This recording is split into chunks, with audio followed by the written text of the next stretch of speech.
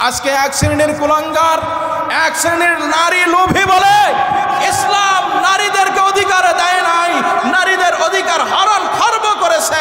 এরা আসলে ইসলাম জানে না, বরং এই সমস্ত ব্যক্তিরা নারীদেরকে নিজের পণ্যের মতো ব্যবহার করার জন্য ইসলামের বিরুদ্ধে লেগে পড়েছে। কথা বলেন ঠিক না বেঠিক? আজকে বলে নারীদের অধিকারের এরা সম অধিকার চায়। আসলে ইসলাম তো নারীদেরকে অগ্রাধিকার দিয়েছে, ঠিক না বেঠিক? ইসলাম নারীদেরকে কি দিয়েছে? অগ্রাধিকার দিয়েছে। ইসলাম নারীদের ব্যাপারে বলে মাদের পদতলে পায়ের নিচে সন্তানের বেহেশত। ধরে বলি সুবহানাল্লাহ। আল জান্নাতু তাহতা আকদামিল উম্মাহা। আল্লাহ রাসূল বলেন মায়ের পায়ের নিচে সন্তানের বেহেশত। এই কথা তো বলা হয় নাই বাবার পায়ের নিচে সন্তানের বেহেশত।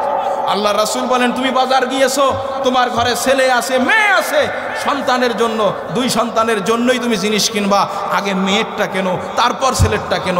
বাড়িতে এসে তোমার ছেলে মেয়েকে তুমি কেনা জিনিসটা দিবা, আগে তোমার মেয়েকে দাও তারপর তোমার ছেলেকে দাও। জোরে বলি সুবহানাল্লাহ। ইসলাম তো মেয়েদেরকে নারীদেরকে এভাবে অগ্রাধিকার দেয়। আর এই নারী লিপ্সাগুলো কুলাঙ্গারগুলো তারা বলে ইসলাম নারীদেরকে অধিকার দেয় নাই। যার কারণে আমাদের এই বাংলাদেশে নারী নীতিমালা নামে, নামিক নারী কমিশন নামে তাদের একটাই চক্রান্ত, নারীদেরকে ঘর থেকে বাহির করো, নারীদেরকে উলঙ্গ করো। নারীদেরকে যদি ঘর থেকে বাহির করা যায় এই মায়ের পেট থেকে ভালো সন্তান আসবে না, কুলাঙ্গার পয়দা হবে। যখন মুসলমান নামধারী কুলাঙ্গারগুলো খারাপ মায়ের পেট থেকে দুনিয়া আসবে, এদেরকে সহজেই হত্যা করা যাবে, এদেরকে ধ্বংস করা যাবে, কারণ এদের ভিতরে ঈমানি চেতনা থাকবে না। বিধায় সহজেই এই সমস্ত 2 নম্বর মুসলমানদেরকে সহজেই হত্যা করা যাবে। তাই এই সমস্ত কাফির মুশরিকরা নারীদেরকে ঘর থেকে বাহির করে উলঙ্গ অর্ধ উলঙ্গ করার জন্য, পণ্যের মতো ব্যবহার করার জন্য তারা মেতে উঠে লেগে পড়েছে। জোরে বলেন ঠিক না বেঠিক? সুতরাং আমাদেরকে এই সিদ্ধান্ত নিতে হবে, ইসলাম কিন্তু নারীদেরকে যা অধিকার দিয়েছে কোন ধর্ম কোন তন্ত্র মন্ত্র নারীদেরকে এরকম অধিকার দিতে পারে? আল্লাহ রাসূলের জন্মের আগে পারস্য, রোম, কিসরা এবং কায়সারের মধ্যে নারীদেরকে মানুষই মনে করা হইতো না। হে মিয়া, তুমি যে বলো ইসলাম নারীদেরকে অধিকার দেয়নি, তুমি কি এই ইতিহাস জানো? তোমার বাপ দাদারা এই সমস্ত আমাদের মা বোনদেরকে, যাদের প্রতি আল্লাহ সহজ ব্যবহার করেন, যাদের প্রতি আল্লাহ রাসূল কোমল আচরণ করেন, এই সমস্ত কোমলামতি মা বোনদের ইসলাম তো অধিকার দিয়েছে। কিন্তু তোমার বাপ দাদারা পারস্য, রোমে তৎকালীন যুগে তারা নারীদেরকে মানুষ হিসেবে স্বীকার করতো না। তারা বলতো নারীরা এরা 2 পায়া পশু, এই পশুদেরকে শুধু পুরুষের সেবার জন্য সৃষ্টি করা হয়েছে। এই ধরনের চিন্তা লালন করত ইসলাম পূর্ব যুগে। জোরে বলেন ঠিক না বেঠিক?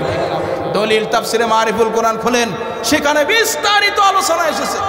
অতএব তারা নারীদেরকে বর্তমান যুগে নারী অধিকারের নামে নারীদেরকে লম্পট বানাইতে চায়, ঘরের বেপরদা বানিয়ে এই নারী থেকে যাতে ভালো সন্তান পয়দা না হয় এই চক্রান্তে লেগে পড়েছে। কথা বলেন ঠিক না বেঠিক?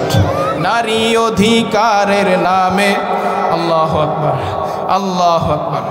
মাওলা কেন আইলাম রে এই যা মানাতে, আমি কেন আইলাম রে এই জামানার মানুষগুলোর মানুষ নাহি বলে, এই জামানার মানুষগুলোর মানুষ নাহি বলে।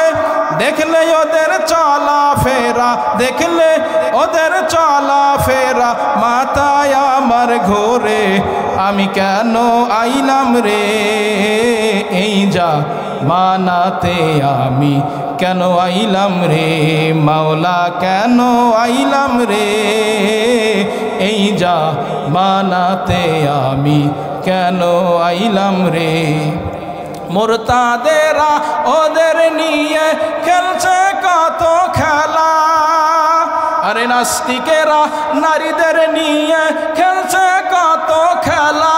সম অধিকারের নামে, সম অধিকারের নামে লম্পটেরই মেলা, আমি কেন আইলাম রে এই যা মানাতে, আমি কেন আইলাম রে মাওলা কেন আইলাম রে এই যা মানাতে আমি কেন আইলাম রে পথে ঘাটে চলে ওরা গলা গলি ধরে পথে ঘাটে চলে নারী গলা গলি ধরে দেখলে ওদের চলা ফেরা দেখলে ওদের চলা ফেরা মাথায় আমার ঘোরে আমি কেন আইলাম রে এই যা মানাতে আমি কেন আইলাম রে মাওলা কেন আইলাম রে এই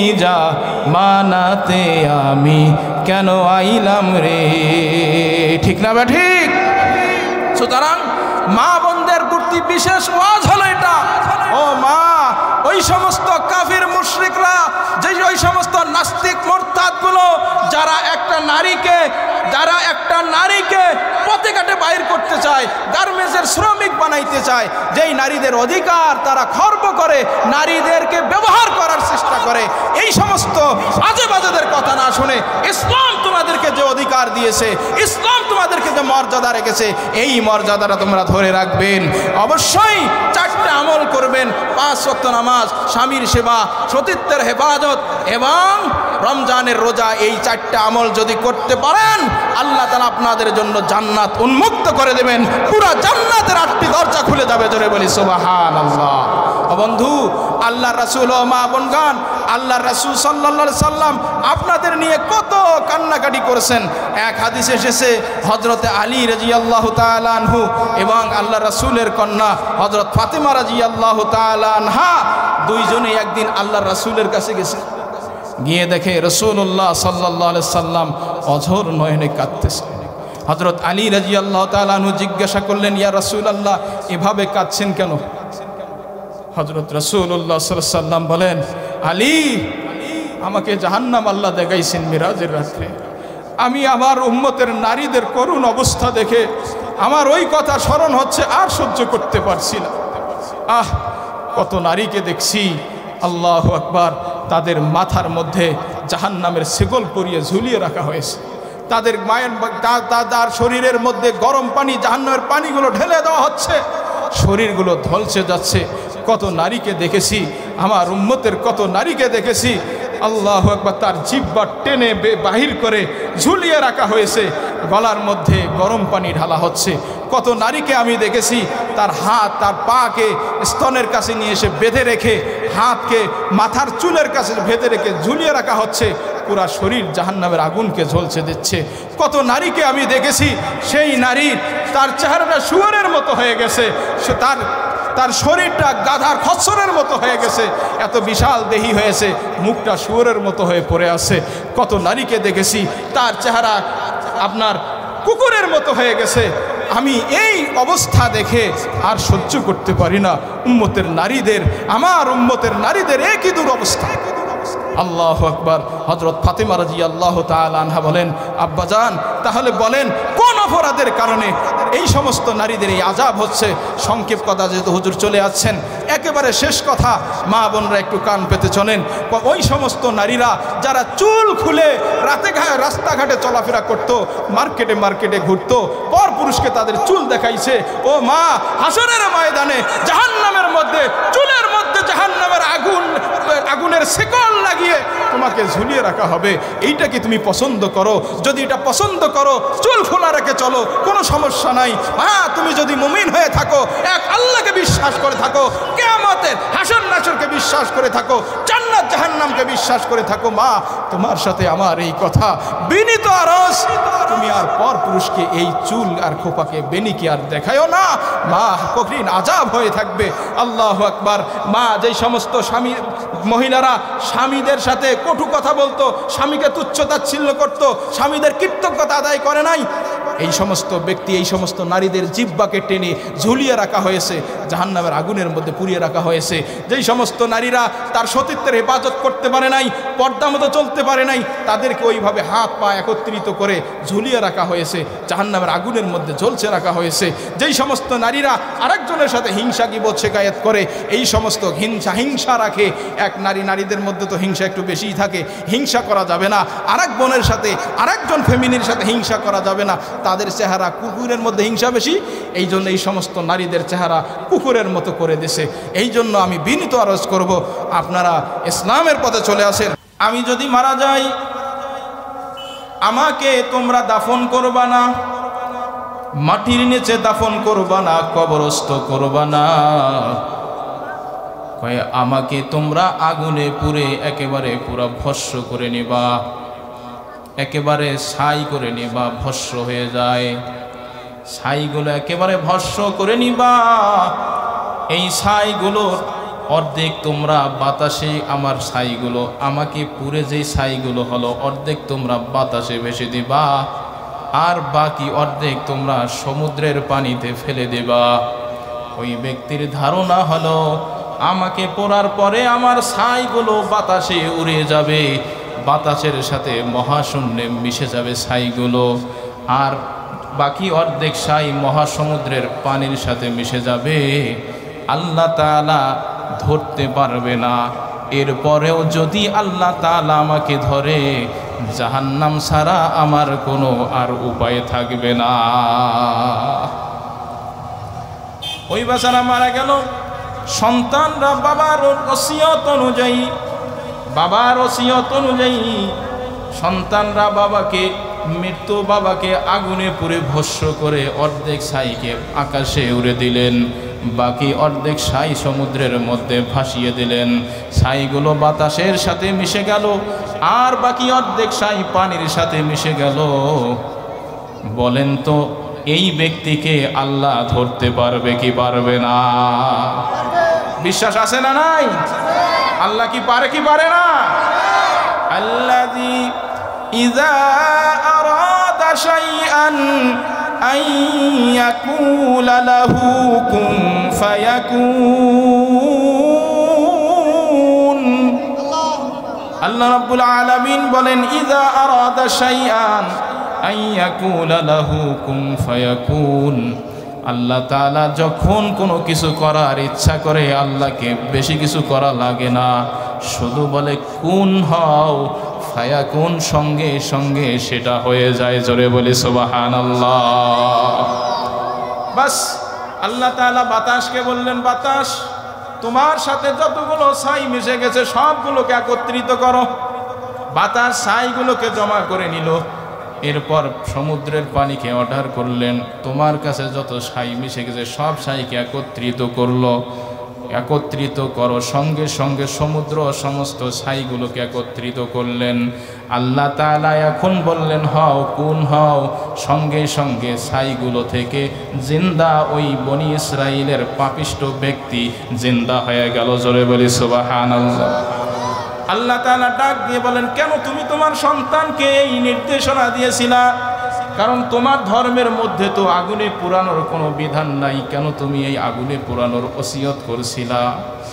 ওই ব্যক্তি বলেন, আল্লাহ জীবনে এত গুনাহ করেছি, এত অন্যায় করেছি, এত অপরাধ করেছি রে মাওলা, আমার এই ধারণা জন্মে গেল যদি আপনি আমাকে ধরতে পারেন, আমাকে আযাব ছাড়া আর আমার কোনো উপায় থাকবে না, জাহান্নাম ছাড়া কোনো পথ থাকবে না।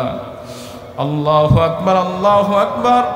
আল্লাহ রাব্বুল আলামিন বলেন, ও বান্দা তুমি যদি আমার আযাবকে এইভাবে বিশ্বাস করতে পারো, যাও আমি তো ওসিলা তালাশ করে মানুষকে মাফ করি, যাও যাও এই ওসিলাকে সামনে রেখে আমি তোমাকে মাফ করে দিলাম। জোরে বলি সুবহানাল্লাহ। তাহলে মৃত্যু এটা প্রত্যেকটা মানুষের হবে না হবে না? আমাদের মরতে হবে কি হবে না? আমাদের মরতে হবে। মরাই কি শেষ? মৃত্যুই কি শেষ?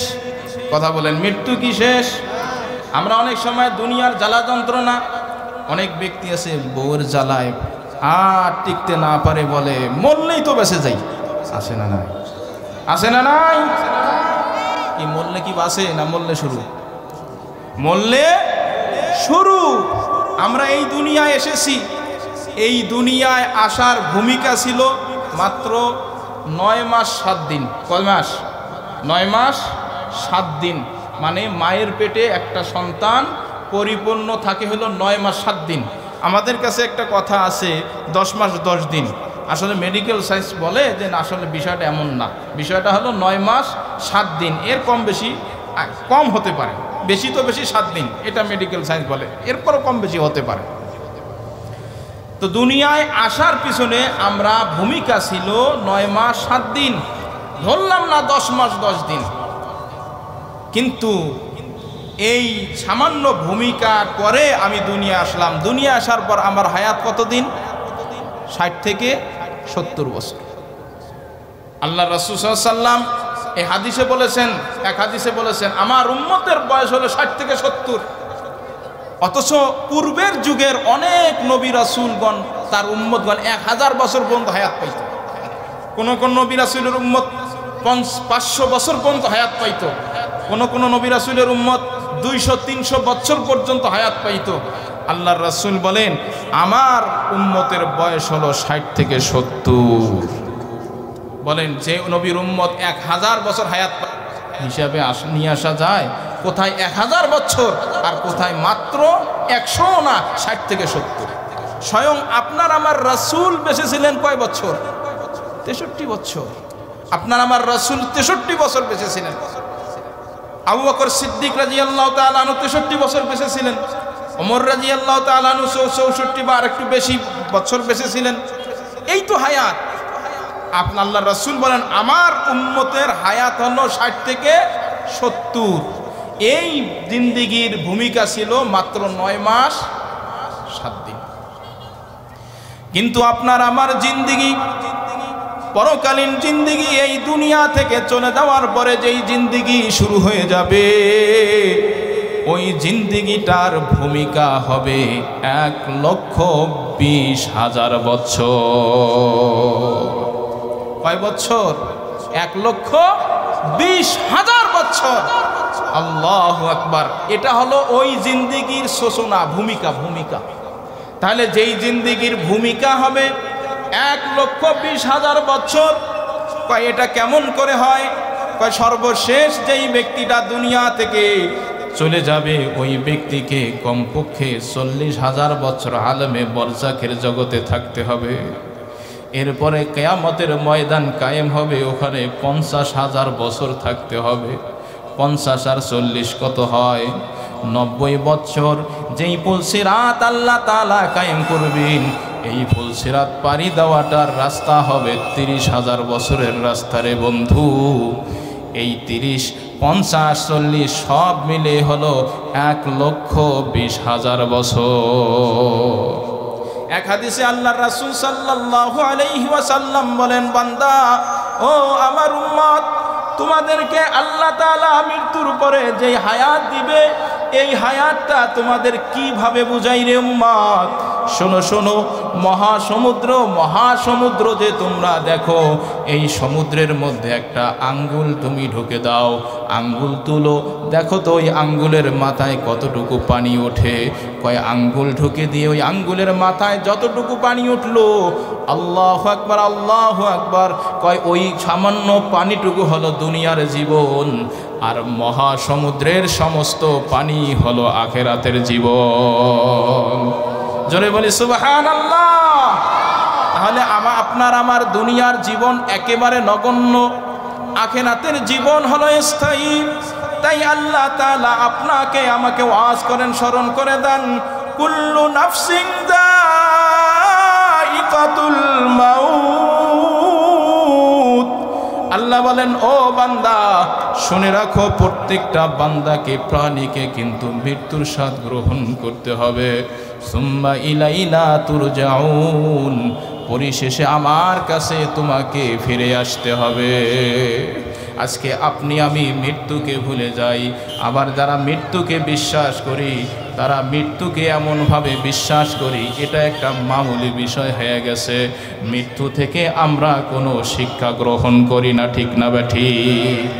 দুনিয়াতে যতগুলো ধর্ম বর্ণের লোক আছে, বলা হয় এই পৃথিবীতে প্রায় 10,000 ধর্ম আছে। কয় হাজার? 10,000 ধর্ম। আর কিছু মানুষ আছে তাদের কোনো ধর্মকর্মই নাই, এরা হলো নাস্তিক। আল্লাহকেই বিশ্বাস করে না, 10,000 ধর্মের অনুসারী এবং নাস্তিকরা সকলেও মিলে সবাই মিলে কোরআনকে বিশ্বাস না করলেও, আল্লাহকে বিশ্বাস না করলেও, রাসূলকে না মেনে নিলেও প্রত্যেকেই মৃত্যুকে বিশ্বাস করে কি করে না? মৃত্যুকে বিশ্বাস করে না? প্রত্যেকেই মরণকে বিশ্বাস করে কি করে না? প্রত্যেকেই কিন্তু মৃত্যুকে বিশ্বাস করে, কারণ এটা তো জাজিল্যমান, চোখের সামনে দেখা যায় যে মরণ হচ্ছে, অহরহ মানুষ চলে যাচ্ছে। আসার সিরিয়াল আছে, যাওয়ার কোনো সিরিয়াল? যাওয়ার কোনো সিরিয়াল? জোরে বলেন না, যাওয়ার কোনো সিরিয়াল? আল্লাহু আকবার। কিন্তু দুঃখ হলো এখানে অন্যান্য ধর্মাবলম্বী লোকেরা যারা মৃত্যুকে বিশ্বাস করে, যেভাবে বিশ্বাস করে আপনি আমি মৃত্যুকে কিন্তু ওইভাবে বিশ্বাস করি। পয়েন্টটা খুব ভালো করে বুঝেন, একটু ব্রেনকে এই সময় দুনিয়ার সমস্ত চিন্তা থেকে খালি করে বোঝার চেষ্টা করেন গো বন্ধু। আমি একটু আপনাদের ব্রেনের মধ্যে একটা চিন্তা ঢুকে দেওয়ার চেষ্টা করতেছি। আল্লাহ যেন আমাকেও এই কথাগুলো আমল করার তৌফিক দান করেন, বলেন আমিন। প্রত্যেকটা ধর্মের লোক মৃত্যুকে বিশ্বাস করে ঠিকই, কিন্তু মৃত্যুর প্রতি বিশ্বাসের মধ্যে তাদের ধারণা এতটুকু, জন্মেছি একদিন মৃত্যু হবে, দুনিয়া থেকে চলে যাব, শেষ, এতটুকুই শেষ। এতটুকু যদি আপনি আমি মুসলমান হওয়ার পরেও যদি বিশ্বাস করি এতটুকুই, এই মৃত্যু কিন্তু মৃত্যুর সম্পর্কে এই বিশ্বাসটা পূর্ণাঙ্গ ঈমান হবে না। আপনার আমার ধারণা হলো, আপনার আমার বিশ্বাস হলো, ঈমান হলো জন্মেছি মরতে হবে, পরিশেষে আল্লাহর কাছে হাজির হতে হবে। সূরা আনকাবুতে আল্লাহ সেটাই বলছেন, কুল্লু নাফসিন যায়িকাতুল মাউত সুম্মা ইলাইনা তুরজাউন। আল্লাহ বলেন প্রত্যেকটা আত্মাকে মৃত্যুর স্বাদ গ্রহণ করতে হবে, পরিশেষে আমার কাছে হাজির হতে হবে। ও বন্ধু, যেটা মনে করছিলেন মরলেই তো শেষ, আসলে মরলেই শেষ নয়, মৃত্যুর পরে পরকালীন জিন্দেগির শুরু হয়ে যায়, ঠিক না বেঠি?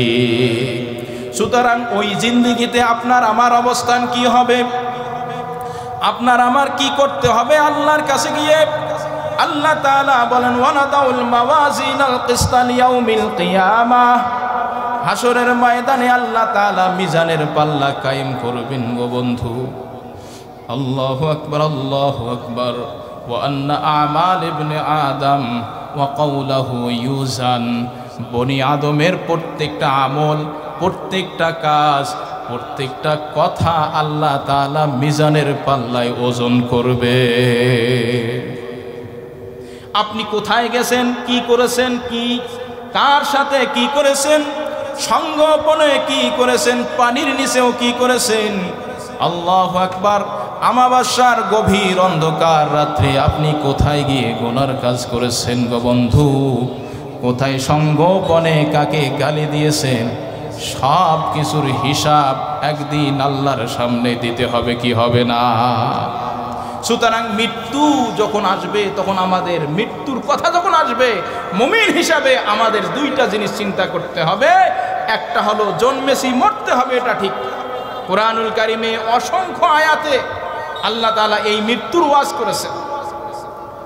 আল্লাহ তাআলা এক আয়াতে বলেন, কুল্লু নাফসিন যায়িকাতুল মাউত ওয়া ইন্নামা তুওয়াফাউনা উজুরাকুম ইয়াওমাল কিয়ামাহ ফামান যুহজিহা আনিন নারি ওয়া উদখিলাল জান্নাতা ফাকাদ ফাজ ওয়া মাল হায়াতুদ দুনিয়া ইল্লা মাতাউল গুরুর।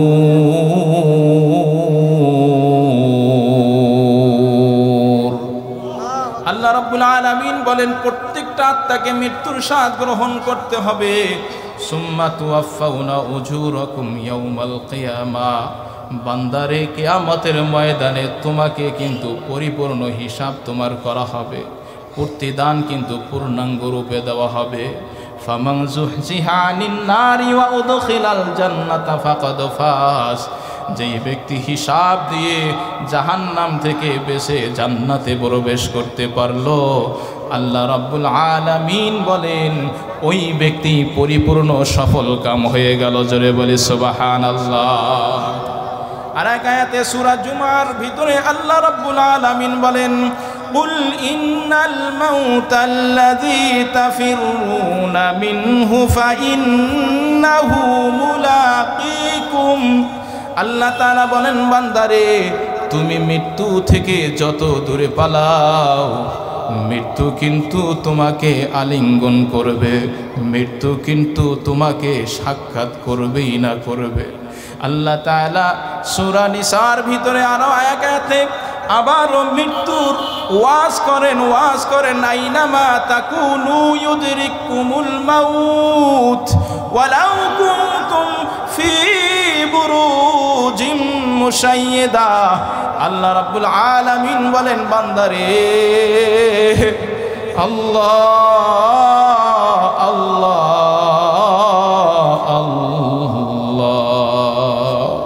আল্লাহ তাআলা বলেন তুমি যেখানেই থাকো না কেন, আইনামা তাকুনু, যেখানেই থাকো না কেন, ইউদরিকুমুল মাউত, মৃত্যু কিন্তু তোমার কাছে হাজির হয়ে যাবে রে বান্দা। মৃত্যু কিন্তু তোমাকে খুঁজে তালাশ করে নেবে।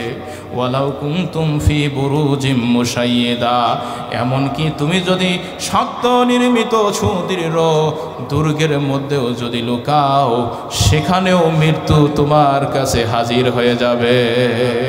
মৃত্যু কি হাজির হবে কি হবে না? কোনো ব্যক্তি যদি শক্ত মোটা কাঁচের একটা ঘর নির্মাণ করে, যেই ঘরে বাহির থেকে কোনো বাতাসও প্রবেশ করে না, আগেই আপনার অক্সিজেন ভিতরে ঢুকাইছে যাতে 100 বছর চলতে পারে, এরকম 100 বছরের অক্সিজেন মজুত করে এমন একটা কাঁচের ঘর, গ্লাসের ঘর নির্মাণ করছে, বাহির থেকে কোনো বাতাসও প্রবেশ করার ক্ষমতা নাই। বলেন তো, এই ব্যক্তি যদি 100 বছরের অক্সিজেন নিয়ে এ ধরনের সুদৃঢ় মজবুত একটা ঘরের মধ্যে প্রবেশ করে, আর আল্লাহ যদি 50 বছর আগে তার মৃত্যু রাখে, তাহলে ওই ব্যক্তি 100 বছরের প্রস্তুতি নিয়ে কাছের ঘরে প্রবেশ করলেও 50 বছর আগে যদি আল্লাহ মৃত্যু তার লেখে রাখে, বলেন 50 বছর আগে তার মরণ হবে কি হবে না? হবে তো, মৃত্যু হবে। আল্লাহ রাব্বুল আলামিন সূরা আলে ইমরানের ভিতরে আরেক আয়াতে আরো স্পষ্ট করে বলেন কুল্লাউ কুনতুম ফি বুয়ুতিকুম লাবারাজাল্লাযীনা কুতিবা আলাইহিমুল কতলু ইলা মাদাজিইহিম। আল্লাহ রাব্বুল আলামিন বলেন, তোমরা যদি তোমার ঘরের মধ্যে অবস্থান করো। ও বন্ধু, এই আয়াতের শানে নজুল হলো উহুদ যুদ্ধের সময়। আল্লাহু আকবার, আল্লাহু আকবার, যুদ্ধের দামামা বেজে গেল। বিশ্বনবী মুহাম্মদ সাল্লাল্লাহু আলাইহি ওয়াসাল্লাম সাহাবীদের নিয়ে পরামর্শ করলেন, এক পর্যায়ে সিদ্ধান্ত নিয়ে নিলেন যুদ্ধ করবেই না করবে। আল্লাহু আকবার। এদিকে মুনাফিকরা ছিল, আব্দুল্লাহ বিন উবাই ইবনে সুলুল মুনাফিক সর্দার, তারাও প্রাথমিকভাবে রাজি ছিল, কিন্তু মনে মনে কানাঘুষা করে কেমনে করে আমরা যুদ্ধে শরীক হই। আসলে এরা তো মুসলমান ছিল না, ছিল মুনাফিক, ঠিক না ব্যাঠি? দেখবেন আজকে অনেক ব্যক্তি, আমরা নামাজি আছে, হাজী সাহেব আছে, গাজী সাহেব আছে, অনেক ব্যক্তি বড় পাক্কা মুসল্লি সাহেব আছে, কিন্তু রাষ্ট্রীয়ভাবে ইসলাম প্রতিষ্ঠার জন্য যখন ডাক দেওয়া হয়, তখন ওই ব্যক্তি কয় এগুলো করে কি লাভ, নামাজ কালাম পড়েই তো আমরা ভালো আছি। আছে না নাই? আরে এটা তো মুনাফিকদের চরিত্র, কথা ঠিক না বা ঠিক? আজকে আমাদের এই বাংলাদেশ স্বাধীন হওয়ার 54 বছর চলতেছে। আল্লাহু আকবার। এত বছর, অর্ধশত বছর পার হয়েছে বাংলাদেশে। এই বাংলাদেশের ছোট্ট এই মাতৃভূমি থেকে প্রায় 144 লক্ষ কোটির থেকেও বেশি পরিমাণ টাকা, বাংলাদেশের টাকা বিদেশে পাচার করা হয়েছে। আজকে দেখবেন উন্নত রাষ্ট্রে চিকিৎসা ফ্রি, আপনার ছেলের অসুখ হয়েছে, কোনো টেনশন নাই, আপনি খালি একটা কল দেওয়া দেরি, অ্যাম্বুলেন্স আসবে সরকারি, ডাক্তার সরকারি, কোথায় রাখবে, কি খাবে, কি চিকিৎসা হবে, আপনার কোনো টেনশন নাই। আপনি ছেলেকে দিয়ে বাড়িতে চলে গেলেন, ঠিকই উন্নত রাষ্ট্রে আপনার সন্তানের আপনার চিকিৎসা হবে, সব কিছু ঠিক মতো হয়ে সুস্থ হয়ে আপনি মা বাবা ঘরে বসে আছেন, ওই অ্যাম্বুলেন্সেই আপনার সন্তানকে আপনার কোলে পৌঁছে দিয়ে আসবে। আরও কিছু অনুদান তো আছে। কেন এটা সম্ভব হয়েছে? তারা দুর্নীতি করে নাই, তারা দুর্নীতি করে নাই। আজকে আমাদের দেশে যত দুর্নীতি হয়, এই দুর্নীতি, চাঁদাবাজি, এগুলো যতগুলো হয়, এগুলো যদি বন্ধ হয়, আপনার আমার ঘরে এরকম ফ্রি চিকিৎসা পৌঁছে যাবে, ঠিক না ঠিক? অথচ বর্তমান বাংলাদেশে, বর্তমান না, ফ্যাসিস্ট সরকারের আমলের হিসাব, চিকিৎসা খাতে আপনার 45% দুর্নীতি হয়। এটা তো পত্রিকার হিসাব, তার থেকে বেশি দুর্নীতি হয়। আপনি 100 টাকা বাজেট করছে সরকার, কিন্তু আপনি সেবা পাচ্ছেন কত? আপনার গ্রাম পর্যন্ত, মানুষ পর্যন্ত আসতে, ওখানেই আপনার মাত্র আপনি পাচ্ছেন হলো 45 টাকা, 55 টাকায় গায়েব হয়ে গেছে। এরপরেও যে গ্রামে এসে যে আপনি 45 টাকার সেবা পাচ্ছেন তাও না, ওখানে আরও দুর্নীতি আসে না নাই? পাতি নেতাদেরকে তো দুর্নীতি না করলে তো পাতি নেতারা টেকতে পারবে না, ঠিক না বেঠিক? আল্লাহু আকবার। উহুদ যুদ্ধের সময় ইসলাম প্রতিষ্ঠার জন্য মুনাফিকরা বাধা হয়ে দাঁড়ালো। আল্লাহর রাসূল যেহেতু সিদ্ধান্ত নিয়েছেন যুদ্ধ করবেন না করবেন, আব্দুল্লাহ বিন উবাই বিন সুলুল প্রায় 300-র মতো মুনাফিক নিয়ে পিছপা হলো। 1000 সাহাবী, 1000 জন সৈন্য নিয়ে আল্লাহর রাসূল অগ্রসর হইতেছিল। কমে গেল প্রায় 300-র মতো, 700-র মতো সাহাবী নিয়ে আল্লাহর রাসূল যুদ্ধের ময়দানে অবতীর্ণ হলো। আল্লাহু আকবার। আমরা সকলেই ঘটনা জানি। এই যুদ্ধের মধ্যে গিরিপথে 50 জন তীরন্দাজ বাহিনীকে আল্লাহর রাসূল রাখছিলেন, কিন্তু এরা আল্লাহর রাসূলের নির্দেশ অনুযায়ী ওই তীরন্দাজ বাহিনী গিরিপথ থেকে গনিমতের মাল কুড়াইতে গিয়ে একটু বিপর্যয় হয়েছিল, কিন্তু পরবর্তীতে কিন্তু মুসলমানদের বিজয়টা নিশ্চিত হয়েছিল। কিন্তু যেহেতু আল্লাহর রাসূলের কথা শোনা হয় নাই, গিরিপথে 50 জন তীরন্দাজ বাহিনী ছিল না, এই জন্য বন্ধু প্রাথমিকভাবে যুদ্ধের মাঝপথে এসে কিছু বিপর্যয় হয়ে যায়। এই যুদ্ধের মধ্যে 1 জন নয়, 2 জন নয়, আল্লাহর রাসূলের হাতে গড়া 70 জন সাহাবী শাহাদাত বরণ করে। এই যুদ্ধের মধ্যে একজন সাহাবী ছিলেন হযরতে হানজালা। আল্লাহু আকবার। কেমন ঈমান হযরতে হানজালার! বিবাহ হয়েছে দিনের বেলায়, রাত্রি বেলায় বাসর করার জন্য গেছে। এদিকে আল্লাহর রাসূলের যুদ্ধের দামামা, আল্লাহর রাসূলের পক্ষ থেকে যুদ্ধের দামামা ঘোষণা করা হচ্ছে। যুদ্ধের দামামা বেজে গেল। হানজালা বলে, হানজালা রাত্রি বেলায় গোসল ফরজ হয়ে গেছে, কিন্তু হানজালা আল্লাহর রাসূলের যুদ্ধের ঘোষণা শুনে হানজালা আর স্থির থাকতে পারে নাই। আল্লাহু আকবার। বাসর রাত থেকে ময়দানে একটা লাঙ্গা তলোয়ারি নিয়ে দিন প্রতিষ্ঠার জন্য আল্লাহর রাসূলের ডাকে সাড়া দিয়ে যুদ্ধে অবতীর্ণ হয়ে গেছেন। জোরে বলে সুবহানাল্লাহ। আল্লাহু আকবার। হযরতে হানজালা রাদিয়াল্লাহু তাআলা আনহু, কেমন ঈমান! ওই যুদ্ধের বড় নেতা ছিল আবু সুফিয়ান। আবু সুফিয়ানকে আগে তালাশ করলো, টার্গেট করলো, আবু সুফিয়ানের লাশ আমি ফেলবো, আবু সুফিয়ানকে দুনিয়া থেকে বিদায় করে দিব। এই টার্গেট নিয়ে হযরতে হানজালা আবু সুফিয়ানের কাছে গিয়েছেন। যদিও হযরতে আবু সুফিয়ান রাদিয়াল্লাহু তাআলা আনহু মক্কা বিজয়ের সময় কিন্তু ঈমান আনছিলেন, তিনিও সাহাবী, কিন্তু অসংখ্য অগণিত যুদ্ধ পরিচালনা করছেন ইসলামের বিরুদ্ধে। আবু সুফিয়ান নেতৃত্ব দিয়েছিলেন।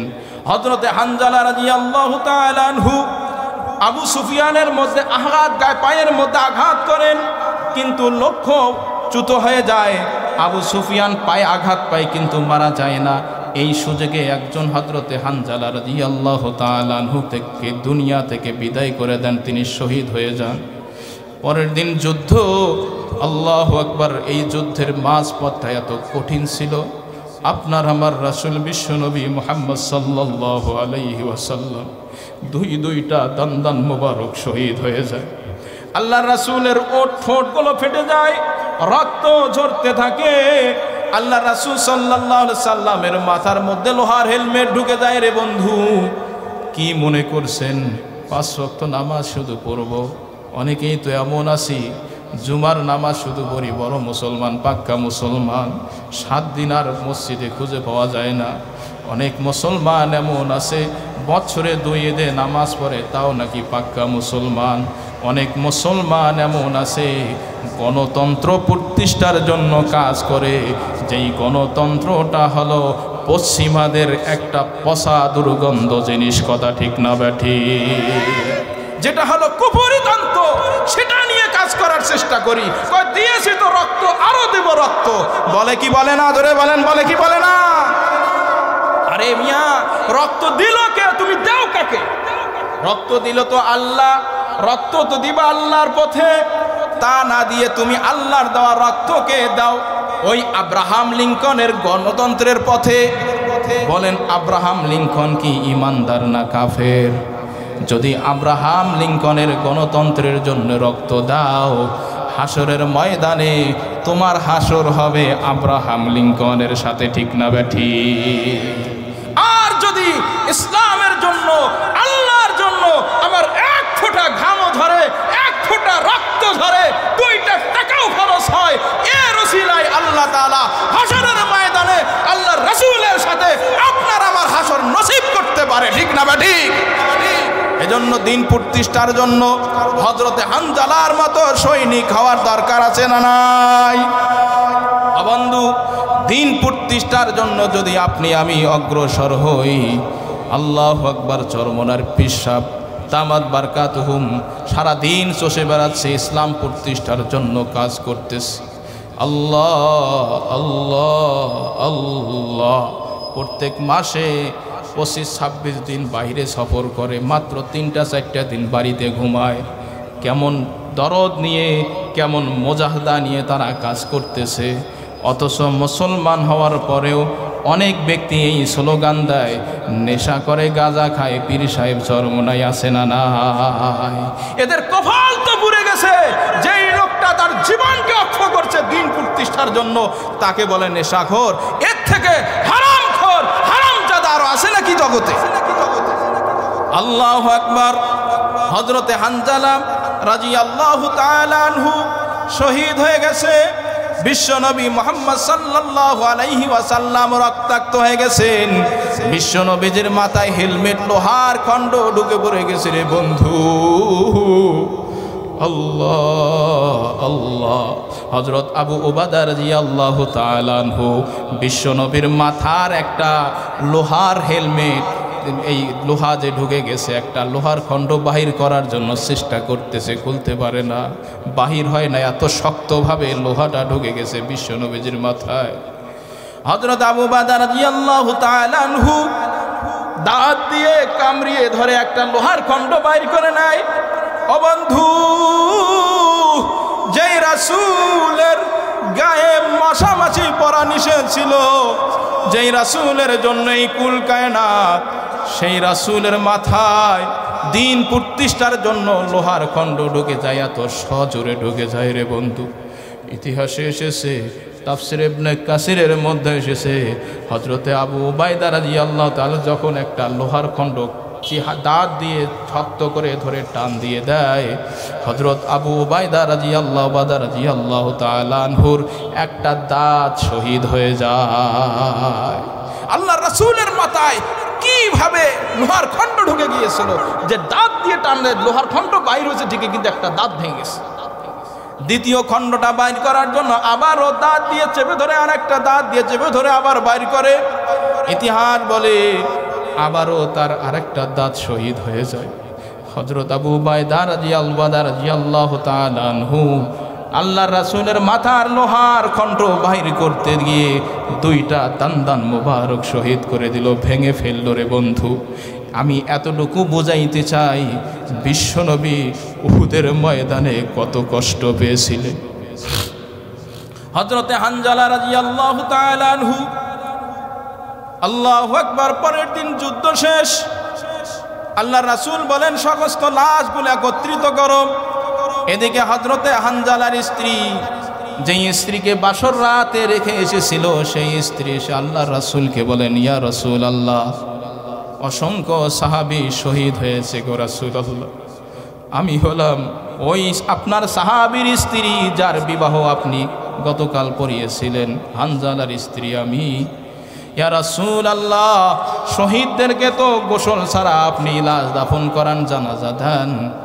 ইয়া রাসূলুল্লাহ, আমার স্বামী হানজালাকে গোসল না দিয়ে তাকে দাফন করবেন না। বলে কি হয়েছে? ইয়া রাসূলুল্লাহ, আমার স্বামীর গোসল ফরজ ছিল। এই অবস্থায় যখন আমার স্বামী বাসর রাতে শুনল যুদ্ধের দামামা বেজে গেছে, আল্লাহর রাসূলের পক্ষ থেকে যুদ্ধের আহ্বান এসেছে, আল্লাহু আকবার আল্লাহু আকবার, আমার স্বামী মারছে, ঘর থেকে একটা লাঙ্গা তরবারি নিয়ে দৌড় মারছে। আমি শরম লজ্জার কারণে, যেহেতু আমি প্রথম আজকে তার প্রথম রাতের স্ত্রী, প্রথম রাত বাসর রাত, স্বামীকে কথা বলতে পারি নাই, তোমার তো গোসল ফরজ, গোসলটা করে যুদ্ধের ময়দানে যাও। না না, এটা বলতে পারি নাই শরম লজ্জার কারণে। আমার স্বামী, আমি যখন বলারও চেষ্টা করছিলাম, আমার স্বামী বলে, প্রিয় স্ত্রী, এখন যদি যুদ্ধের ময়দানে বিজয় লাভ করে আসি আবার দেখা হবে, আর যদি আমি শাহাদত বরণ করি, ধৈর্য ধরো, হাসরের ময়দানে আল্লাহ তাআলা তোমার সাথে আমাকে সাক্ষাৎ করাবে। আল্লাহর রাসূল সাল্লাল্লাহু আলাইহি ওয়াসাল্লাম হযরতে হানজালার লাশ তালাশ করে দেখেন, হযরতে হানজালা রাদিয়াল্লাহু তাআলা আনহুর মাথা বেয়ে বেয়ে টপ টপ করে পানি পড়তেছে। ফেরেশতা এসে খবর দেয়, ইয়া রাসূলুল্লাহ, হযরতে হানজালার এই আমলকে আল্লাহ তাআলা এত বেশি কবুল করেছেন, আল্লাহ রাব্বুল আলামিন হযরতে হানজালাকে ফেরেশতার মাধ্যমে আসমানে তুলে পানি দিয়ে আল্লাহু আকবার রূপার তস্তরিতে দিয়েছেন। জোরে বলি সুবহানাল্লাহ। ও বন্ধু, আল্লাহ তাআলা বলেন, কুল্লাউ কুনতুম ফি বুয়ুতিকুম লাবারাজাল্লাযীনা কুতিবা আলাইহিমুল কতলু ইলা মাদাজিহিম।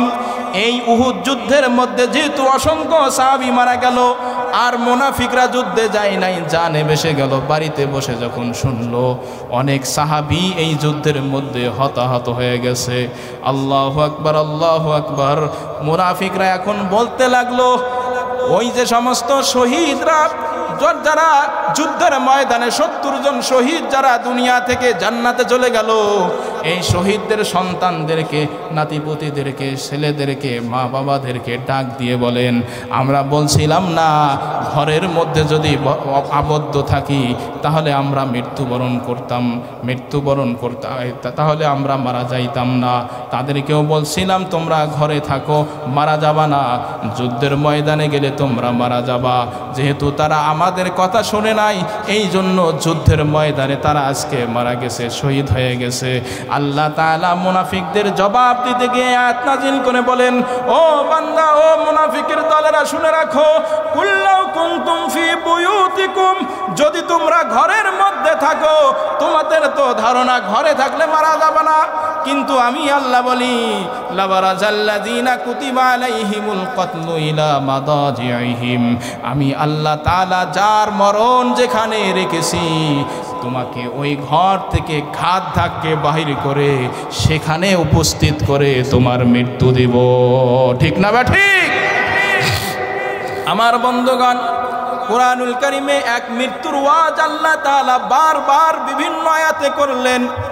এর উদ্দেশ্যটা কি? মৃত্যু তো সত্য, অথচ মৃত্যু এমন একটা চিরসত্য জিনিস, আল্লাহ যদি কোরআনে একটা আয়াত মৃত্যুর ব্যাপারে নাজিল না করত, তাও বিশ্বাস করতাম কি করতাম না? জোরে বলেন, করতাম কি করতাম না? আল্লাহ যদি মৃত্যুর কথা কোরআনে আলোচনা নাই করতেন, তাও মৃত্যু সম্পর্কে আমাদের ঈমান থাকতো কি থাকতো না? কারণ এটা তো স্বচক্ষে দেখি। আল্লাহ রাব্বুল আলামিন এই জন্য মৃত্যুর কথা বারবার বললেন। হাদিস শরীফে এসেছে, আল্লাহর রাসূল বলেন, আকসিরু যিকরা হাজিমিল লাজ্জাতিল মাউত, উম্মত তোমরা মৃত্যুকে অধিক পরিমাণে স্মরণ করবা, কারণ মৃত্যু এমন একটা বস্তু, মৃত্যু আসলে তোমার দুনিয়ার সমস্ত স্বাদকে ধ্বংস করে দেবে। আল্লাহু আকবার। আপনি বাজারে গেছেন, হাট বাজারে গিয়েছেন, ছোট্ট ছোট্ট 2-4টা সন্তান আপনার বাড়িতে আছে। বাড়ি থেকে যখন আসলেন, আপনার সন্তানটা আব্বু আব্বু বলে, আপনার গলার আওয়াজ শুনে আব্বু আব্বু বলে ডাক দেওয়া শুরু করলো। আপনি সন্তানের জন্য বাজার থেকে কিছু জিনিস নিয়ে এসেছেন, সন্তানটাকে কোলে নিয়ে গালে গালে 2টা চুমু দিলেন, আদর করলেন, আব্বু ডাকের সাড়া দিলেন, জবাব দিলেন। নিজের মধ্যে কত আত্মতৃপ্তি! সন্তানের আব্বু ডাকের স্বাদ শোনার মজাটাই তো আলাদা। কিন্তু আপনি আজকে মৃত্যু মুখে পতিত হয়ে গেছেন, আপনি এখন মরা লাশ হয়ে গেছেন। আপনার ছোট্ট সন্তানটা আপনার পাশে এসে চোখের পানি ফেলে আব্বু আব্বু বলে ডাকে। ও বন্ধু, ওই যে বাজার থেকে বাড়িতে এসে সন্তানের ডাকে জবাব দিয়ে কত মজা পাইছিলে, আজকে সন্তানরা চোখের পানি ফেলে তোমাকে আব্বু আব্বু বলে ডাকে। আজকে সন্তানের চোখের পানি ফেলা দরদ মাখা ডাকের জবাব কিন্তু আপনি দিতে পারেন না। কেন? আল্লাহর রাসূল বলেন, মৃত্যু তো দুনিয়ার স্বাদকে ধ্বংস করে দেয়। আজকে মৃত্যু আপনার সন্তানের ডাক শোনার স্বাদ শেষ করে দিল। আল্লাহু আকবার। যেই বাড়িকে এত বেশি পছন্দ করেন, এত বেশি ভালোবাসেন, 2-3 দিন বাড়ির বাহিরে থাকলে আর মন থাকে না, বারবার বাড়ির দিকে মন ছুটে আসে। আল্লাহু আকবার, আল্লাহু আকবার। এমনকি আপনি যদি শ্বশুর বাড়িতেও যান, বলা হয় শ্বশুর বাড়ি মধুর হাড়ি। শ্বশুর বাড়িতেও গেলেন, ওই শ্বশুর বাড়িতেও কিন্তু 2-3 দিনের বেশি মন টেকে না, বারবার আপনার বাড়ির দিকে, আসল বাড়ির দিকে আসতে মন চাই রে বন্ধু। আল্লাহু আকবার, আল্লাহু আকবার। এটা শুধু আপনার নয়, আপনার আমার রাসূলেরও ছিল। যখন বিশ্বনবীকে আল্লাহ নির্দেশ দিলেন আর জুলুম নির্যাতন সহ্য হয় না, আপনি এখন মক্কা থেকে মদিনায় হিজরত করেন। আল্লাহর রাসূল মক্কা থেকে মদিনায় হিজরত করতেছিল, আর বারবার মক্কার দিকে ফিরে ফিরে তাকাইছিল, জন্মভূমির দিকে বারবার ফিরে ফিরে তাকাইছিল। ও বন্ধু, জন্মভূমির একটা টানে আলাদা থাকে। আল্লাহু আকবার। যেই বাড়িকে আপনি এত কষ্ট করে করলেন, যেই বাড়ির মহাব্বত এত বেশি, ও বন্ধু, আজকে আপনি মরা লাশ। আল্লাহ আল্লাহ আল্লাহ আল্লাহ। এখন কিন্তু আপনার সন্তানটা আপনাকে আর ঘরে রাখতে চায় না, আপনার স্ত্রীও আর আপনাকে ঘরে রাখতে চায় না। কত ব্যক্তিকে দেখলাম রাত 2টা-3টায় মারা গেছে, ওই 2টা-3টার সময়ও সন্তানরা লাশটাকে আর ঘরে রাখে নাই, ঘর থেকে বাহির করে মসজিদ থেকে খাটলিয়ে নিয়ে এসে ঘরের বাহিরে রাখছে। আল্লাহু আকবার। আল্লাহর রাসূল বলেন, ওই মৃত্যুকে অধিক পরিমাণে স্মরণ করো, যেই মৃত্যু তোমার দুনিয়ার সমস্ত স্বাদকে ধ্বংস করে দেয়। আজকে মৃত্যু আসার কারণে বাড়িতে থাকার স্বাদ কিন্তু শেষ হয়ে গেল রে বন্ধু।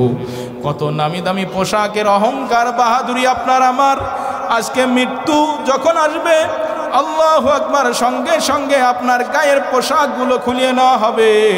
আল্লাহু আকবার, আল্লাহু আকবার।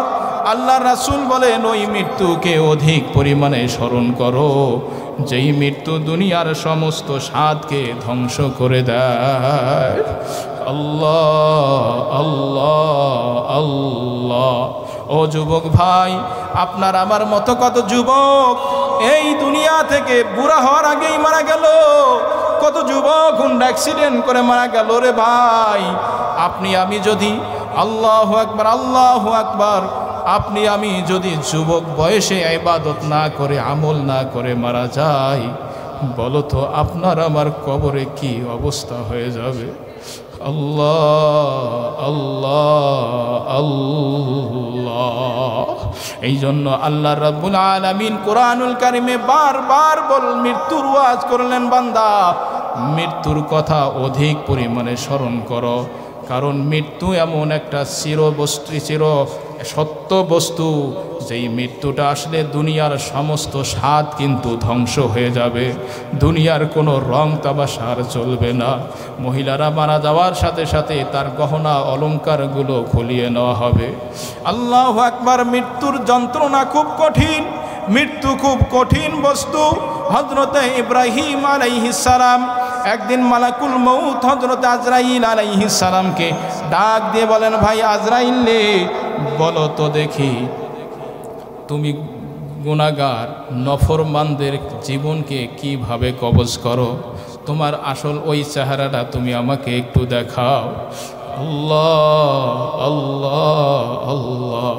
হযরত মালাকুল মউত ইব্রাহিম আলাইহিস সালামকে বলেন, আল্লাহর খলিল, আপনি এটা দেখে সহ্য করতে পারবেন না।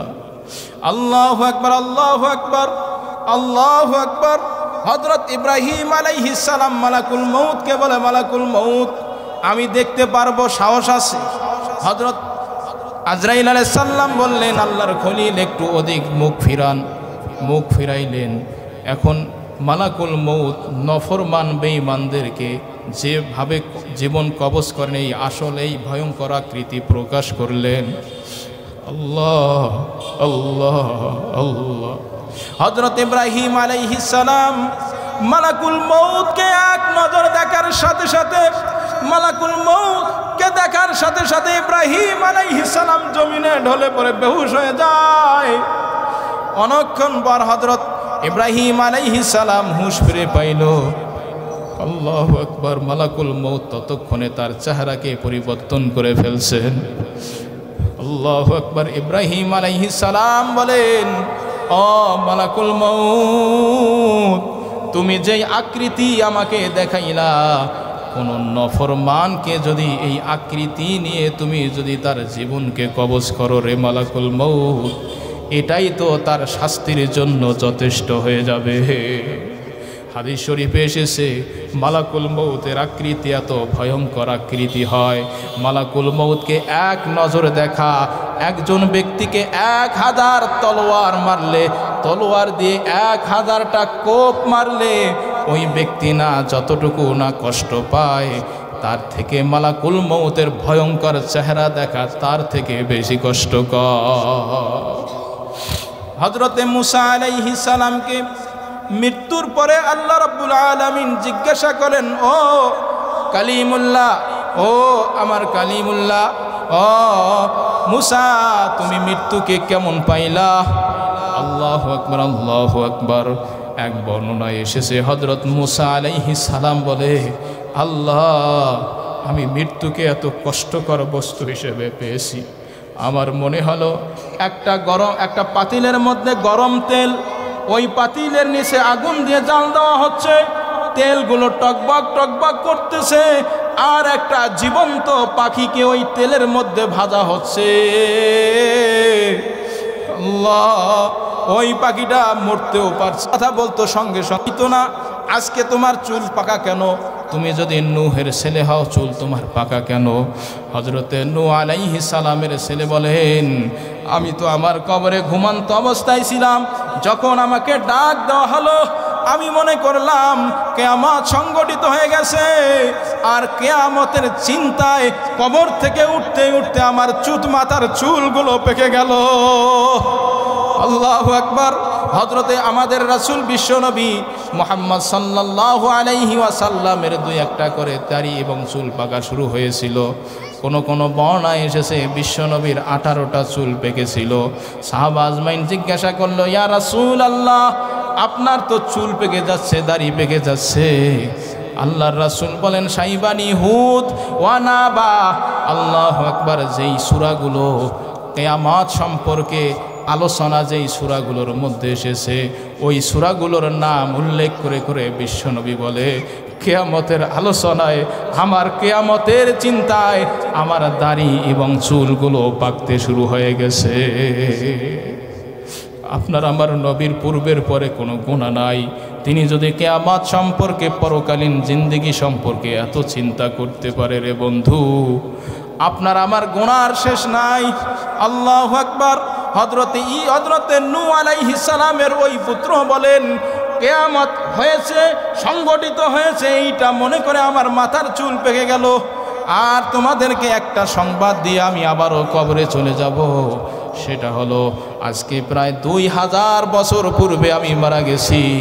মালাকুল মৌতের যে থাবা আক্রমণ ছিল, ওই থাবায় আবার শরীর যে ক্ষত বিক্ষত হয়েছিল, আজও আমি ওই মৃত্যুর যন্ত্রণা মাঝে মধ্যে পেয়ে থাকি। আল্লাহ আল্লাহ আল্লাহ। এই জন্য আল্লাহ রাব্বুল আলামিন কুরআনুল কারীমে বারবার মৃত্যুর আলোচনা করলেন এই কথা স্মরণ করে দেওয়ার জন্য। ও বান্দা, তোমরা ওই মৃত্যুকে অধিক পরিমাণে স্মরণ করবা, যেই মৃত্যু দুনিয়ার স্বাদ যেমন ধ্বংস করে দিবে, তোমার ওই মৃত্যু কিন্তু পরকালীন জিন্দেগির সূচনা হয়ে যাবে রে বান্দা। আল্লাহু আকবার, আল্লাহু আকবার। আজকে যদি আপনি আমি জীবনের হিসাবের ভয় করতাম, আপনার আমার প্রত্যেকটা কথা, প্রত্যেকটা কাজ, প্রত্যেকটা আমলের হিসাব হবে। কেউ যদি জিন্দেগিকে এইভাবে গঠন করত, বলেন তো ওই ব্যক্তি কি গুনার কাজ করতে পারত? জোরে বলেন, সে কি গুনার কাজ করতে পারত? সে জানে একদিন আল্লাহর সামনে আমাকে হিসাব দিতে হবে, প্রত্যেকটা কথা, প্রত্যেকটা কাজের হিসাব দিতে হবে। যদি এইটা কোনো ব্যক্তি চিন্তা করত আর মৃত্যুকে যদি এইভাবে ভয় করত, ওই যে ঢাকায় এক মার্কেটের সামনে চাঁদা না পাওয়ার কারণে একজন মানুষকে পাথর দিয়ে ঢিলে ঢিলে হত্যা করতো না। জোরে বলেন ঠিক না বেঠিক? আজকে দেখবেন রাস্তাঘাটে গাড়ি অ্যাক্সিডেন্ট হয়, অনেক মানুষ ওই মানুষ বিপদগ্রস্ত লোকদের, রক্তাক্ত লোকদের সাহায্য সহযোগিতা করার জন্য যায়, আর কিছু মানুষ ওই লোকদের পকেট মারার জন্য যায়। কথা বলেন ঠিক না বেঠিক? এই ব্যক্তির ভিতরে মৃত্যুর ভয় আছে। আল্লাহ এই জন্য ওয়াজ করলেন, বান্দা মৃত্যুকে স্মরণ করো, এটা যেমনি ভাবে তোমার দুনিয়ার স্বাদ ধ্বংস করে দেবে, এই দুনিয়ার পরিসমাপ্তি ঘটবে, অনুরূপভাবে এই মৃত্যুর দ্বারা তোমার পরকালের সূচনা হয়ে যাবে। আল্লাহু আকবার, আল্লাহু আকবার। কুরআনুল কারীমে আল্লাহ রাব্বুল আলামিন বলেন, মানুষ যখন মারা যাবে, মানুষরা দুই ভাগে বিভক্ত হয়ে যাবে। এক আয়াতে আল্লাহ বলেন, ফারিকুম ফিল জান্নাতি ওয়া ফারিকুম ফিস সাইর। এক দল হবে জান্নাতি আর এক দল হবে জাহান্নামী। আর এক আয়াতে আল্লাহ তাআলা বলেন, এক দল হবে ডানপন্থী আর এক দল হবে বামপন্থী। আরে দুনিয়াতে কোনো দল উপদলের শেষ নাই, বিভক্তির কোনো শেষ নাই, কিন্তু হাসরের ময়দানে এতগুলো বিভক্তি থাকবে না, ভাগ থাকবে দুইটা। এক ভাগের নাম হলো ডানপন্থী আর এক ভাগের নাম হলো বামপন্থী। যারা ডানপন্থী হবে তাদেরকে আল্লাহ তাআলা সহজ হিসাব নিয়ে এই সমস্ত ব্যক্তিদেরকে জান্নাতে দাখিল করবেন। জোরে বলি সুবহানাল্লাহ। ওয়া আম্মা মান উতিয়া কিতাবাহু বিয়ামিনিহি ফায়াকুলু হাউম ইকরাউ কিতাবিয়া ইন্নী জানানতু আন্নী মুলাকিন হিসাবিয়া ফাহুয়া ফি ঈশাতির রাদিয়া ফি জান্নাতিন আলিয়া কুতুফুহা দানিয়া। আল্লাহু আকবার, আল্লাহু আকবার। আল্লাহ তাআলা বলেন, যাদের আমলনামা ডান হাতে দেওয়া হবে, আল্লাহু আকবার, সে তো সুন্দর সুন্দর আমল করবে রে বন্ধু। কুরআনুল কারীমে আর আয়াতে আল্লাহ বলেন, ওয়া আম্মা মান উতিয়া কিতাবাহু বিয়ামিনিহি ফাসাউফা ইউহাসাবু হিসাবান ইয়াসীরা। যাদের আমলনামা ডান হাতে দেওয়া হবে তাদের হিসাবকে আল্লাহ তাআলা সহজ করবেন, সহজ হিসাব নেবেন। আল্লাহ আল্লাহ আল্লাহ। সহজ হিসাব মানে, সহজ হিসাবটা কি? আল্লাহ তাআলা ফেরেশতাদেরকে বলবেন, ও ফেরেশতারা, আমার বান্দার আমলনামা উল্টাও। আমলনামা উল্টাবে, দেখবে যে কিছু সওয়াব কিছু গুনাহ। আল্লাহ বলবেন, যাও আমার বান্দার গুনাহগুলো মাফ করে দিলাম। জোরে বলি সুবহানাল্লাহ। পরের পেজ উল্টাও, পরের পেজ উল্টাবে, আবার দেখবে কিছু সওয়াব কিছু গুনাহ। আল্লাহ বলবেন, যাও তার গুনাহগুলো মাফ করে দিলাম, আবার পেজ উল্টাও। এভাবে পেজ উল্টাবে, সওয়াবগুলো তো থাকবেই, গুনাহগুলো মাফ করতে করতে আল্লাহ বলবেন, ও আমার বান্দারা, ও আমার ফেরেশতারা, আমার বান্দাকে আর কি মাফ করব, কিভাবে আর পেজগুলো কত উল্টাবা, আমল নামার কত খুলবা, যাও যাও যাও, আমার বান্দা যতগুলো গুনাহ করেছে সব গুনাহ মাফ করে গুনার সমপরিমাণ নেকি দিয়ে আমার বান্দার আমল নামার পাল্লাকে ভারী করে আমার বান্দাকে জান্নাতে দিয়ে দিলাম। জোরে বলি সুবহান, জোরে বলি সুবহানাল্লাহ। এটা হলো ডানপন্থীদের হিসাব, সহজ হিসাব। এটা কি হিসাব হইল? সবই যদি মাফ করে তাহলে কি হইল? এই হিসাবটা হলো আল্লাহ তাআলা একেবারে সহজ হিসাব করবে। এজন্য হাদিসে এসেছে আল্লাহর কাছে দোয়া করে, আল্লাহুম্মা হাসিবনি হিসাবান ইয়াসিরা। কারা ডানপন্থী কারা হবে? সূরা হাক্কার ভিতরে আল্লাহ তাআলা বলেন, ইন্নী জানানতু আন্নী মুলাকিন হিসাবিয়া। আল্লাহু আকবার। যাদের আমলনামা ডান হাতে দেওয়া হবে ওই ব্যক্তি আমলনামাগুলো নিজে পড়বে, বন্ধু বান্ধবকে তালাশ করবে, তাদেরকে বলবে তুমিও পড়ো, হা উম করাও কিতাবিয়া। দেখো দেখো আমি কত সুন্দর আমলনামা করেছি, আমল করেছি, 5 ওয়াক্ত নামাজ পড়েছি, মানুষকে কষ্ট দেই নাই, মানুষকে ধোকায় ফেলি নাই, ওজনে কম দেই নাই, 2 নম্বরই করি নাই, মিথ্যা কথা বলি নাই, গীবত শিকায়েত করি নাই, জিনা ব্যভিচার করি নাই, যা করেছি সব ভালো কাজ করেছি, ভালো আমল করেছি। দেখো দেখো আমি কত সুন্দর সুন্দর আমল করেছি, আমি পড়লাম তুমিও পড়ো। এইভাবে দুনিয়াতে যেমন কোনো ব্যক্তি ফার্স্ট ক্লাস ফার্স্ট হইলে, A+ পাইলে, গোল্ডেন A+ পাইলে বন্ধু বান্ধবকে তালাশ করে ফোন দেয়, তাদেরকে জানিয়ে দেয় দেখো দেখো আমি সুন্দর রেজাল্ট করেছি। ও বন্ধু, হাসরের ময়দানে ওই ব্যক্তি যাদের আমলনামা ডান হাতে দেওয়া হবে, আল্লাহু আকবার, ওযুহুই ইয়াউমাইযিন নাদিরা। আল্লাহ তাআলা বলেন সেই দিন অনেক চেহারা হবে হাস্যোজ্জ্বল, উজ্জ্বল চেহারা হয়ে যাবে, কারণ ওই ব্যক্তির হিসাবের কোনো চিন্তা থাকবে না, কারণ আল্লাহ তাআলা ওই ব্যক্তিকে ডান হাতে আমলনামা দিয়ে দিয়েছেন। সে বলবে কেন আমি ডান হাতে আমলনামা পাইলাম জানো? ইন্নী জানাতু আন্নী মুলাকিন হিসাবিয়া। আমি এই ধারণা করে পথ চলতাম, এই ধারণা করে কথা বলতাম, এই ধারণা করে কাজ করতাম, আমি যতটা কাজ করি একদিন আল্লাহর দরবারে হাজির হতে হবে, আমি যতটা কথা বলি আল্লাহর দরবারে প্রত্যেকটা কথার হিসাব দিতে হবে। আল্লাহু আকবার, আল্লাহু আকবার। এরকম জবাবদিহিতামূলক জিন্দেগি গঠন করেছি, তাই ভালো কাজ করেছি, খারাপ কাজ করি নাই। আল্লাহ তাআলা আমাকে ডান হাতে আমলনামা দিয়েছেন। আল্লাহ তাআলা বলেন ডানপন্থীরা স্বাচ্ছন্দ্যে সুউচ্চ জান্নাতে, জান্নাতে তারা বসবাস করতে থাকবে, যেই জান্নাতের সমস্ত কিছু ওই বান্দার আয়ত্তে দিয়ে দেওয়া হবে। জোরে বলি সুবহানাল্লাহ। এমনকি গাছ পর্যন্ত ওই জান্নাতের কথা শোনে। জান্নাতীরা জান্নাতে ঘুরবে, প্রথম যাকে সব থেকে ছোট্ট জান্নাত দেওয়া হবে, এই জান্নাতটা হবে 10টা দুনিয়ার সমান। কয় দুনিয়ার সমান ভাই? 10 দুনিয়ার সমান। দেখেন আজকে একটা ইউনিয়নের চেয়ারম্যান হওয়ার জন্য, একটা ওয়ার্ডের মেম্বার হওয়ার জন্য কত পরিশ্রম করে, কত কাজ, কত চেষ্টা, কত মানুষকে, হিন্দুকেও সালাম দেয়, হ্যাঁ ঠিক না বে ঠিক? মন্দিরে গিয়েও প্রণাম করে, ঠিক না বে ঠিক? আল্লাহু আকবার। মাত্র কয়দিন, কতটুকু জায়গা, কয়েকটা ইউনিয়নের চেয়ারম্যান, একটা থানা বা একটা আসনের MP হওয়ার জন্য তার চেষ্টা প্রচেষ্টা, রাত্রে ঘুম নাই, কোটি কোটি টাকা খরচ করে, তাও কয়দিন, যতদিন বেঁচে থাকবে অতদিন না, কয় না মাত্র 5 বছরের জন্য, ঠিক না বে ঠিক? আর আল্লাহ তাআলা যেই বান্দাকে সব থেকে ছোট্ট জান্নাত দিবেন, এই জান্নাতটা হবে 10 দুনিয়ার সমান। জোরে বলি সুবহানাল্লাহ। ওই জান্নাতটা হবে 10 দুনিয়ার সমান, ওই জান্নাতি হবে ওই 10 দুনিয়ার সমান পরিমাণ জান্নাতের বাদশা। জোরে বলি সুবহানাল্লাহ। এমন বাদশাহী, ওই জান্নাতের বাতাস ওই ব্যক্তির কথা শোনে, সুবহানাল্লাহ। ওই ব্যক্তির ভাষা, মনের ভাষাও গাছ বোঝে। জান্নাতীরা আনন্দের সাথে ঘুরতে থাকবে, ঘুরতে ঘুরতে একটা বাগানে চলে যাবে, দেখবে সুন্দর সুন্দর গাছ, সুন্দর সুন্দর ফল। জান্নাতি গাছের আবহাওয়ার মধ্যে একটা সুরালো আওয়াজ হবে, যেই আওয়াজটা জান্নাতের দুনিয়ায় কোনো মানুষ এত সুরালো আওয়াজ কোনোদিন শোনে নাই। বিমোহিত হয়ে যাবে, তাকিয়ে দেখবে সুন্দর সুন্দর ফলগুলো ঝুলিয়ে আছে। আল্লাহু আকবার, আল্লাহু আকবার।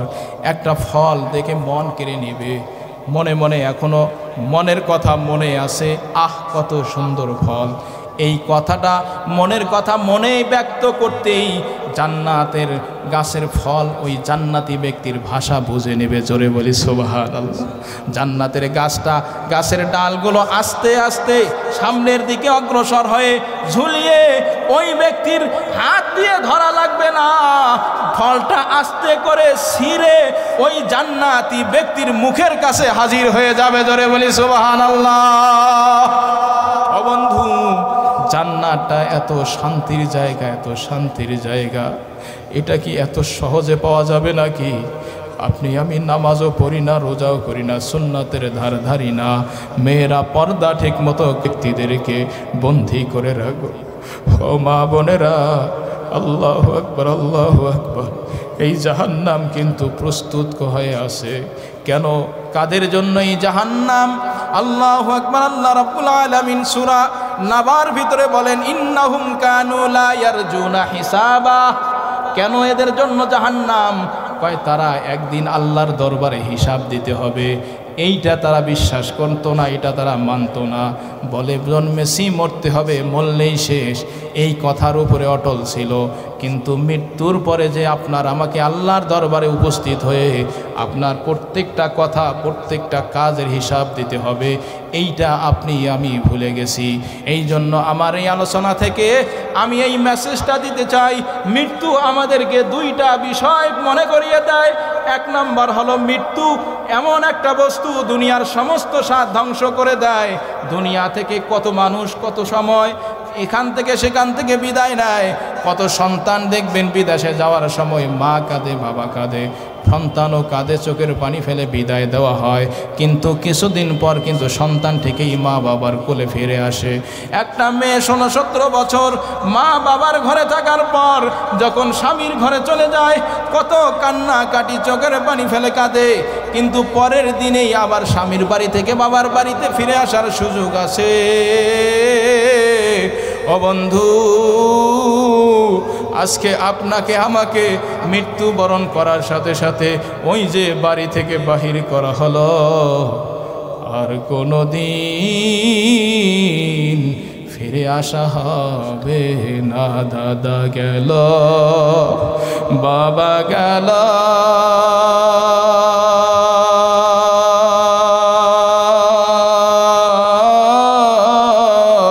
কেউ তো ফিরে এলো না।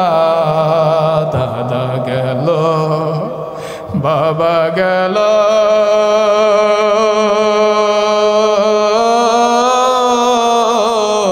কেউ তো ফিরে এলো না। একই পথে যাব মোরা, কভু ফিরতে পারবো না। এই দুনিয়া ক্ষণস্থায়ী,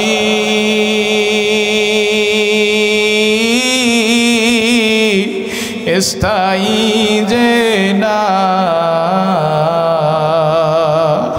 তাই তো মানুষ চলে যায় আর তো ফিরে না। তাই তো মোরা চলে যাব, কভু ফিরব না। ও মা বোনেরা, এই দুনিয়া একদিন কিন্তু ছাড়তে হবে রে মা। একদিন আপনি আমি, এই একদিন আপনারা লাল শাড়ি পরে শ্বশুর বাড়িতে এসেছিলেন গো মা। কত হাসি আনন্দ মানুষের মুখে, কত মানুষ মিষ্টি খাওয়াইছে।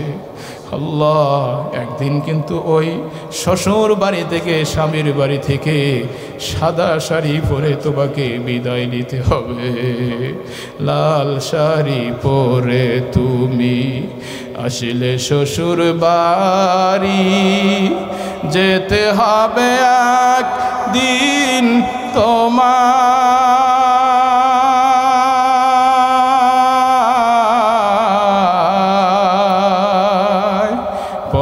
সাদা শাড়িও মাগো, পরে সাদা শাড়ি সুন্দর ধরণীতে সাদের সংসার গড়িয়ে যেতে হবে তোমায় এই দুনিয়ার সব সারিয়ে।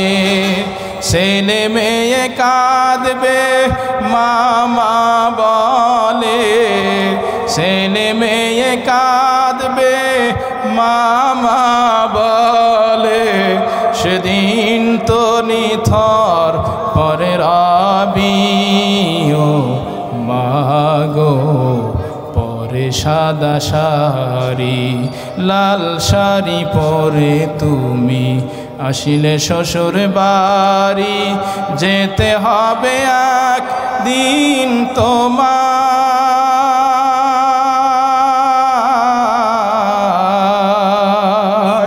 পরে সাদা শাড়িও মাগো, পরে সাদা শাড়ি।